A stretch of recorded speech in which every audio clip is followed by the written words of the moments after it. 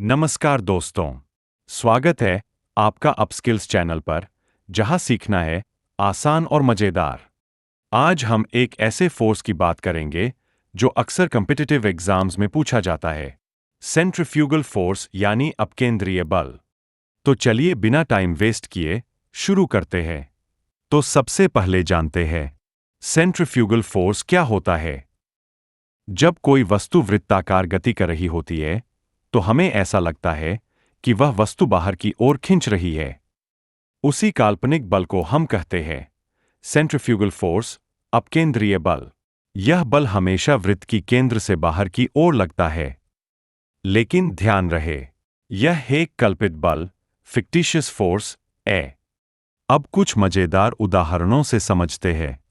जब आप घूमती झूले, मैरीगोराउंड पर बैठते हैं और आपको बाहर गिरने जैसा महसूस होता है, वो सेंट्रीफ्यूगल फोर्स की वजह से होता है। जब गाड़ी मोड़ पर तेज जाती है और आपका शरीर बाहर की ओर झुकता है, वो भी सेंट्रीफ्यूगल फोर्स का अनुभव है। वॉशिंग मशीन का ड्रायर कपड़ों से पानी बाहर फेंकने के लिए इसी फोर्स का इस्तेमाल करता है। वास्तव में सेंट्रीफ्यूगल फोर्स न्यूटन के फ्रेम ऑफ रेफरेंस में मौजूद नहीं होती। यह केवल रोटेटिंग फ्रेम ऑफ रेफरेंस में महसूस होती है। अब बात करते हैं सेंट्रीफ्यूगल फोर्स के फॉर्मूले की। इसका फॉर्मूला होता है F बराबर m गुना v स्क्वायर बटा, जहां बल F अपकेंद्रीय बल, द्रव्यमान m वस्तु का भार किलोग्राम में, वेग v वस्तु की गति मीटर प्रति सेकंड में, त्रिज्या r वृत्त का आधा व्यास मीटर में। सेंट्रीफ्यूगल फोर्स सेंट्रीपेटल फोर्स का रिएक्शन माना जाता है, लेकिन ये न्यूटन के तीसरे नियम में फिट नहीं बैठता, क्योंकि ये वास्तव में एक इमेजिनरी फोर्स है।